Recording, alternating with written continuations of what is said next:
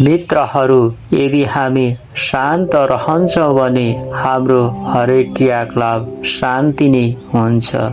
यदि हामीले आफैभित्र म शान्त चाहन्छु, म शान्त हुनुपर्छ भनेर यदि हामी आफूलाई शान्त बनाउन चाहन्छौँ भने हामी हरेक समय शान्ति नै रहन्छौँ। शान्ति यस्तो चिज हो जो सकारात्मक सोचको एउटा पाटो पनि हो। जब व्यक्तिमा सकारात्मक सोचहरू हावी हुन्छ, ऊ भित्रका सबै नकारात्मक सोचहरू जलेर नष्ट हुन्छन्।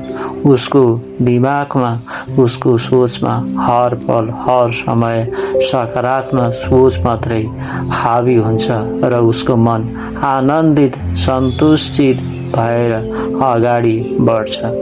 मित्रहरू, यसै प्रसङ्गमा एउटा सानो कथा यहाँहरूलाई भन्न चाहन्छु।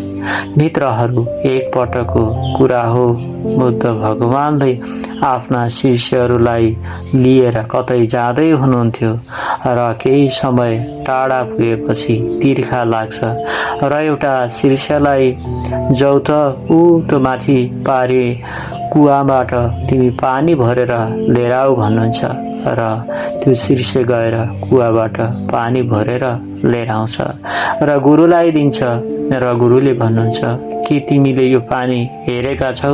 आहा गुरु, मैले हेरेको छैन, तर हेर त पानी कस्तो छ, यो पिउन योग्य छ त भनेपछि गुरुले भनेपछि शिष्यले हेर्छ, पानी त सबै धमिलो देख्छ र फेरि गुरुले अर्को शिष्यलाई पठाउनुहुन्छ र अर्को शिष्य गएर हेर्छ, मुहानबाट त अरू वस्तुहरू गाडाहरू हिँडिरहेको छ र त्यो गाडा गइसकेपछि मुहान शान्त भइसकेपछि शिष्यले पानी भरेर लगेर गुरुलाई दिन्छ।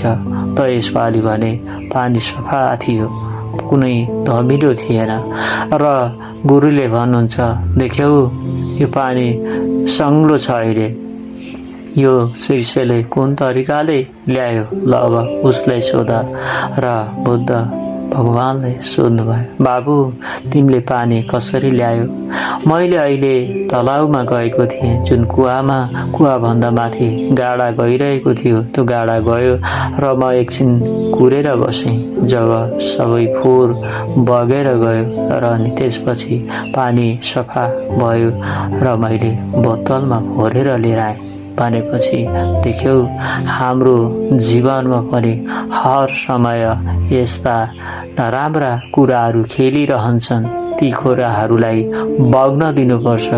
जब ती नराम्रा कुराहरू बगेर जान्छन् अनि हाम्रो मनमा राम्रो कुराको हावी हुन्छ र हाम्रो सोचमा परिवर्तन आउँछ र हामीले जहिले पनि आफ्नो मनमा राम्रो कुराहरू मात्रै सोचिरहन्छौँ, नराम्रो कुराहरू हामीले सबै फालिदिन्छौँ। हो, त्यही भएर हामीले आफ्नो जीवनमा जहिले पनि शान्त भयो भने हामी शान्तिको मार्ग दर्शन गर्न सक्दछौँ। मित्रहरू, यहाँहरूलाई आजको भिडियो कस्तो लाग्यो? राम्रो लागेमा लाइक, सेयर, कमेन्ट र सब्सक्राइब गर्न नबिर्सनुहोला।